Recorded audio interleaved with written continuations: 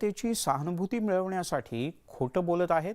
त्यामुळे उगाचच उद्धव ठाकरे यांनी खोटं बोलू नये. नरेंद्र मोदींचे बाळासाहेब ठाकरे यांच्याशी अतिशय चांगले संबंध होते. त्यांच्या प्रेमापोटी नरेंद्र मोदी यांनी ठाकरेंना चांगली वागणूक दिली होती.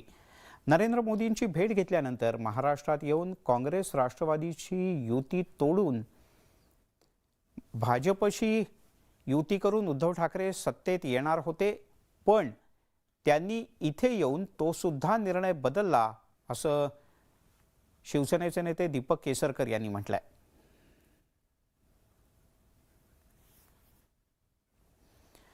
पुण्यातील महाराष्ट्र नवनिर्माण सेनेचे नेते वसंत मोरे यांच्या मुलाला जीवे मारण्याची धमकी मिळाली आहे. वसंत मोरे यांच्या मुलाचं बनावट विवाह प्रमाणपत्र बनवण्यात आलंय. त्याचा दुरुपयोग करण्याची धमकी सुद्धा देण्यात आली. तसंच मोरे यांनी लवकरात लवकर 30 लाख रुपये द्यावेत, अन्यथा तुमच्या मुलाला जीवे मारून टाकू अशी धमकी खंडणीखोरांनी दिली आहे. 30 लाख रुपये न दिल्यास गोळ्या घालण्याची धमकी मिळाल्यानंतर वसंत मोरे आणि रुपेश मोरे यांनी भारतीय विद्यापीठ पोलिसात धाव घेतली. या धमकीनंतर तक्रार दाखल करण्यात आली. पोलिसांनी गुन्हा दाखल केला असून अज्ञात व्यक्तीचा शोध सुरू आहे.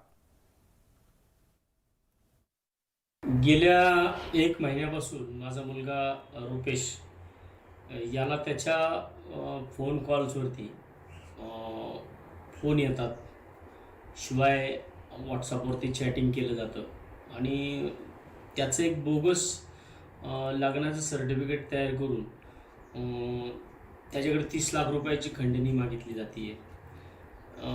मागच्या महिन्यात 7 तारखेपासून हा सगळा प्रकार चालू झाला आणि त्याच्यानंतर साधारण आम्ही लगेच भारतीय विद्यापीठ पोलीस स्टेशनला त्या संदर्भामध्ये एक अर्ज पण दिला होता.